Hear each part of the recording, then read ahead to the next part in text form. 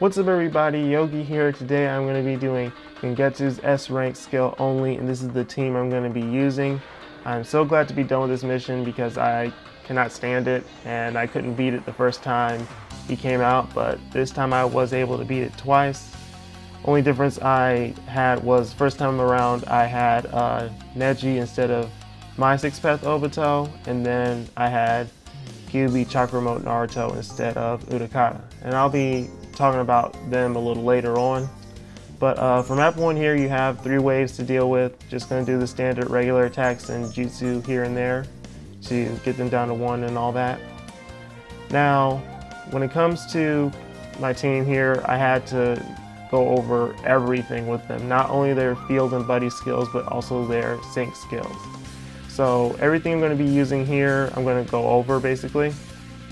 So we have Kabuto. He is here for his self-heal. He also has a 10% heart reduction skill, so you know that always helps out for missions like this. But what you want to focus on is bringing units that have a self-healing jutsu. Only other one besides Kabuto and Tsunade is Battlefield Karen, which she also has some self-heal skills of her own if you have dupes of her. But that's all Kabuto's pretty much for. When it comes to Tsunade, she's going to be doing the same thing, but she also has a sync skill that gives you 75 HP every time with skill in general. So whenever I'm stalling, I always want to make sure that she's out to help keep my HP up as high as possible, because you know she's my only passive form of healing here. Then when it comes to 6th path Obito, of course he's going to be the nuke here, but you also want to utilize his jutsu here for those 2 turns of immobilize as well. And when everybody on the field is mid-range, he has a 20% heart reduction skill. So I'm going to be utilizing that a lot as well. When we come to Utakata here, he's going to be for nuking purposes as well as his damage reduced buddy skill. Then we have Kid Obito here, and he is one of the key ninja here. He's going to be used for boosting both of my Jubito with his ultimate. He gives them that 50% attack boost for 5 turns. And Obito also has a 20% heart reduction skill as his sync skill. So by me pairing him up with Utakata, he has 40% damage reduction going on right now, which is basically the same amount as Yugito does on her own. So that's pretty much why I have my setup the way it is. So here I'm going for Obito's ultimate to boost up my Jubito for the next map. And if I didn't clarify earlier, both of the Jubito I'm using have their first skill, which is bonus 2 multiplier on both the jutsu and ultimate. And then for Kid Obito, when I say he has a heart reduced sync skill, it's active the entire raid because it syncs with skill types in general. So first thing I'm going to do is use my Jubito's ultimate on the 3rd Raikage here, 65,000 damage. He does have a lot of HP left, however. So I'm going to be actually taking out everyone else and stalling on a Zetsu here. If you have only one Jubito, you're going to most likely be stalling on a 3rd Raikage here, because Gengetsu has a lot less HP, so that's who you want to target if you only have one.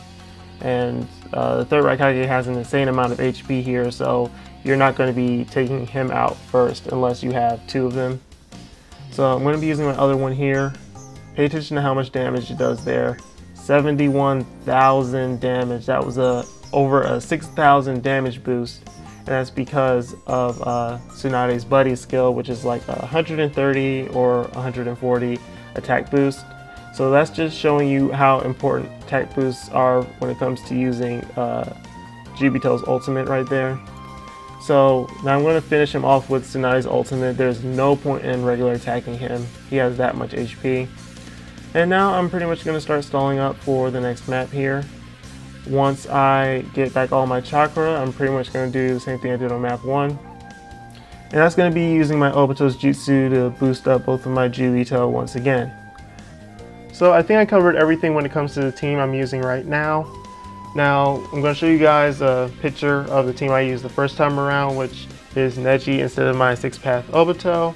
And then we have QB Chakra Mode Naruto instead of Utakata. Now, if I had enough dupes on my Naruto, I would be bringing him instead of Utakata because he dishes out so much more damage and he is a great chakra regenerator for everyone else. So Neji, he pretty much gets back chakra after hitting 3 people with his rotation. So I was using that a lot, resetting and making sure I get immobilized. Usually I'm fine if I get immobilized on the boss. That's when I would, stay and keep going. Otherwise I would reset the game. And then when it comes to Naruto, he has a 13 hit combo off of his jutsu. So a lot of the times when I was using his jutsu, I made sure that either Neji would attack, since Neji he has a 3 hit count on his regular attack. So basically a regular attack from Neji plus Naruto's jutsu would get me back more chakra for my team. And then I would also get the combo of someone like Tsunade helps attack, because once she hits them the first time and after he pushes them back, she will hit again as long as they're within range and all that. So I was getting 15 hit combos from that as well. And then when it came time to nuke down the boss, I was actually able to use Tsunade's ultimate with 150 attack boost, because on her own she does not reach that. Her attack boost will leave before she can get back her ultimate. But with chakra regeneration from all the teammates and me constantly using it, I was able to have just enough to finish him off there. So that's pretty much how I did it with that team. It's definitely harder to use that team to get it done, but it is possible. There's just a lot of gimmicky stuff going on, and I did do a lot of resets. Sometimes I sat there for like 5 minutes straight before I even made my next move, just calculating everything. So now we are finally on to the last map here. What you want to do is start off using your Gibito's ultimate on one of the clones. Cut off the ×2 speed here and get ready to reset the app, because each clone has at least a 40% chance of dodging. And I made sure to attack up there because I knew the main Gengetsu was going to aim for him, just working on starting to space them out already. And here I'm going to go for Utakata's ultimate. Now, even though I can hit all 5 of them, I'm only going to hit the clones. You do not want to hit the main Gengetsu, because once his HP drops to around 80%, he's going to start spamming his ultimate jutsu every 2 turns. So I'm going to avoid hitting him as much as possible. Utakata's ultimate actually hits everybody there, which is awesome. I was only going to aim for hitting at least the one I damaged with Gibito, and then one more. So as long as I hit 2 of them and one of them happened to be the one that was already weakened, I was going to keep on going. So from there, you saw I used my other Gibito. I took out another one. I had to do maybe 5 resets for that one right there. And now we have 3 Gengetsu left. So from here, you want to start stalling back up for another one of your Gibito's ultimates. Now the thing here is every single last turn, the main Gengetsu is going to attack. He's going to do a regular attack, and then he'll do his jutsu every once in a while here and there. Main person I want to be stalling with is Obito, because he has that 40% damage reduction. But more important than anything else, you want to focus on staying spaced out. And once you have you're missing enough HP and you got full chakra, go ahead and use your jutsus whenever you can, because you want to have that chakra start building back up again. You don't need to wait until your HP is low. You don't want to wait until it's low. So from this point on, you guys can pretty much just watch and see how I handle the rest of this mission. And when it comes to my first Gibito, I will be using his jutsu a few times as an immobilizer as well as a chakra regenerator. So when you see a skip in the video, that will be why. But I think that's everything. You guys enjoy the rest of the video.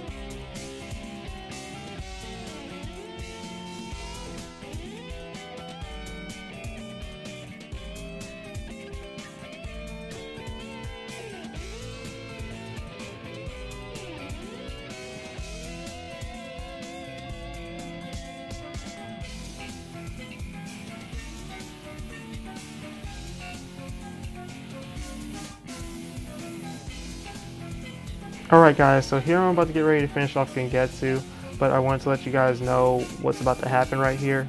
Once his HP gets below or around 20% or so, he will start to spam perfect dodges after using his ultimate.